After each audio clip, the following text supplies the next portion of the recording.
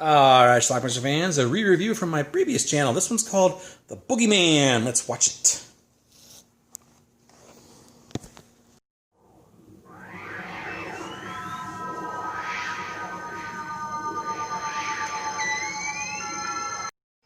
Our movie starts with this couple. That's Mom. I don't think that's Dad. Mom has two kids, Kevin and Lacey, and there they are peeking. So she catches them spying on them, and she sends the dude upstairs to tie Kevin up in bed. Not Lacey, just Kevin. Well, it didn't tie Lacey up, so Lacey decides to cut her brother's arms free, and then she gives him the knife. And guess what? Kevin takes that knife and goes and stabs the dude while Lacey watches.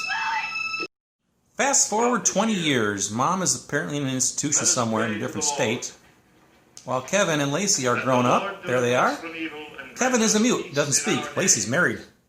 Mom writes a letter. Dear Lacey and Willie, a long time has passed, more than 20 years since I last saw you. I'm getting older, and the doctor said I might not live very long. As your mother, I feel I have the right to see you at least one more time. Lacey has this bizarre dream where she's bound and gagged.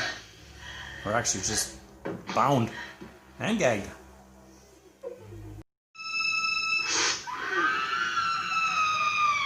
Just a dream. John Carradine has Lacey shrink. Yes. Doctor, I think you should know that her brother does not talk.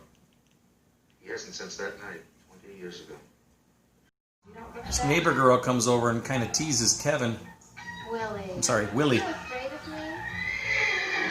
You know it doesn't matter to me that you don't talk. I think it's cute. Willie freaks out and starts to choke her. But common sense rings through.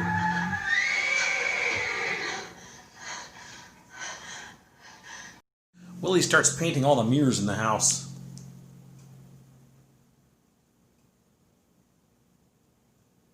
Willie, what's going on here? Why are you painting the mirrors? So it's suggested that she goes back and visits the old house where the events took place 20 years ago. And that's what she sees in the mirror.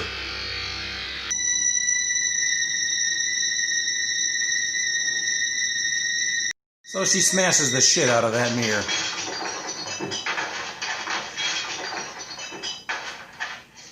For reasons I can't quite fathom, they decide to take the mirror home. I don't know why they even allowed to take it, but they take it home and put it back together. Nothing. Nothing but ordinary reflections. Which suddenly makes this girl, or this woman who was in the old house, not be able to control her scissors. Her little brother's planning to scare her by jumping through the window, and this is what he's going to find.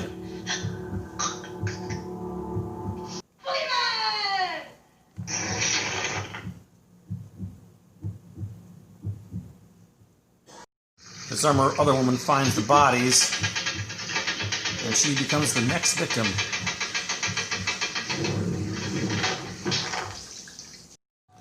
Willie's playing around with the radio in the garage, or the barn, I should say.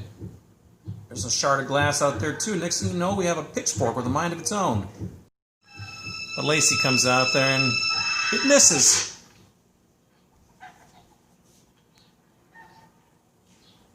Anyway, they're fishing on the dock, and Lacey's son, Kevin, I think is his name, has a little shard of glass on his shoe, which is reflecting across the bay there onto those 4 teenagers over there.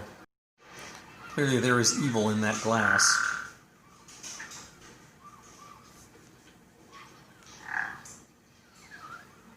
This poor dude goes to his car, and there's some sort of sharp object in the back there.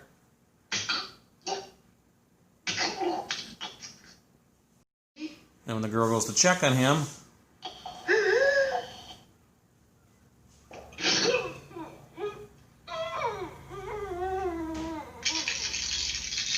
now some spooky stuff starting to happen, which includes Lacey's shirt getting torn. And now he's gonna get us. This is impossible. I see he's dead. Your brother killed him 20 years ago. You picked up the piece it burned? Yeah, I mean, it had its own power. They brought a priest over. Watch closely as this shard comes out.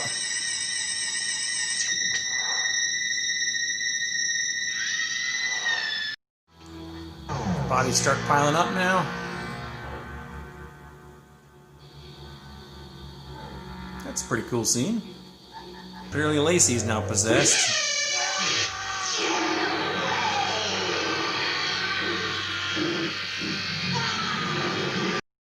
Lacey's now floating. The priest is doing some sort of exorcism. He's getting a bunch of cutlery in his back at the same time. But he does manage to get that shard out of her eye.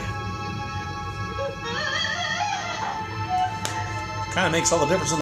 They then take that shard and the entire mirror actually and toss it down the well.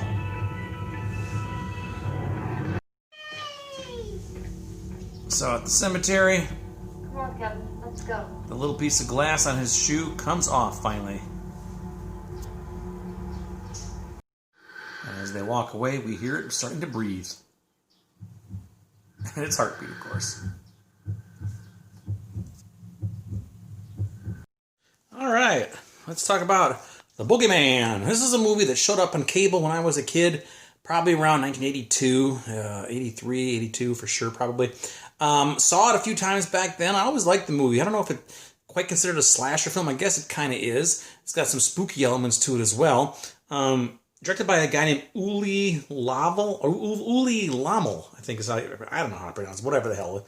But he was married to Susanna Love, who is the star of The Boogeyman. She played Lacey. In fact, she starred in a lot of his movies. I learned today that she was actually an heiress to the DuPont fortune, and she would fund a lot of his movies. In fact, she would actually sometimes write a check on the set to keep the film going. So how about that? Score for Uli Lamel, right?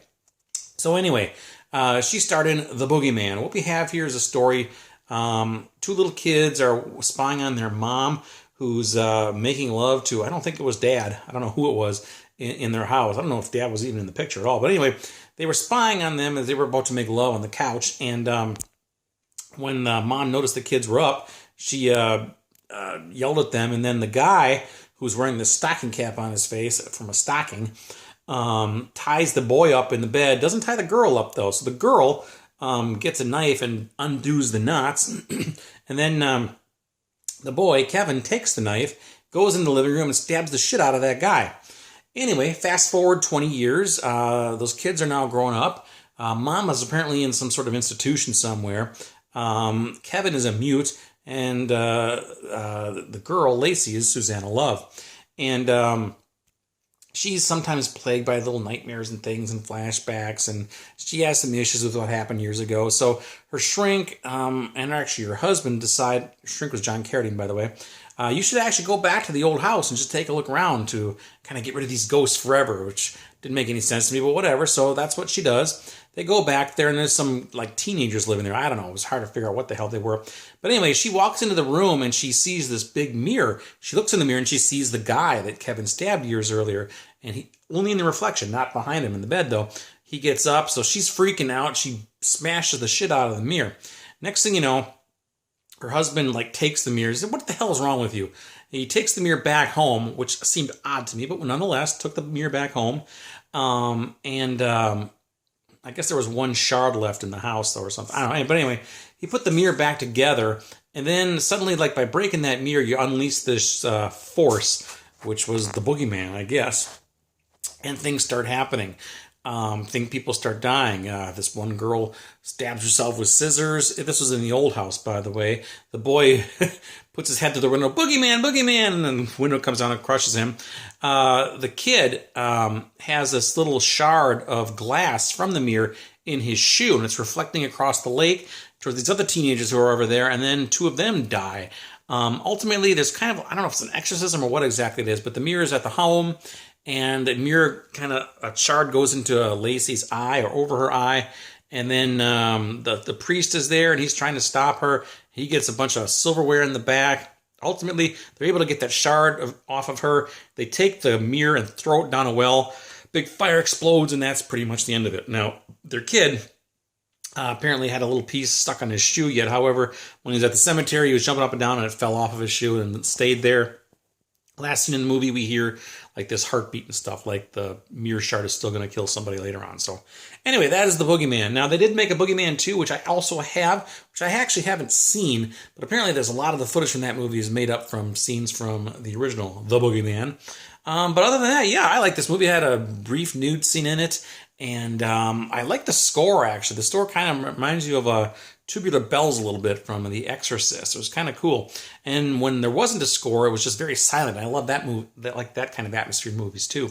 And the gore scenes actually were pretty decent, actually. Some nice kills in this movie. So anyway, that's pretty much it for The Boogeyman. I was kind of regarded as kind of like an early 80s horror classic, I guess. I like it. You can get this on several different DVDs. I'm going to put this one in the link down below because it's the cheapest one, or it's the cheapest slash the cheap to quality ratio is the best. It's like $10 you get this. It also comes with the Devonsville Terror, which I'll review shortly. And this was put out by Anchor Bay, so it's quality, widescreen. It's pretty good DVD, pretty good stuff. So anyway, check it out.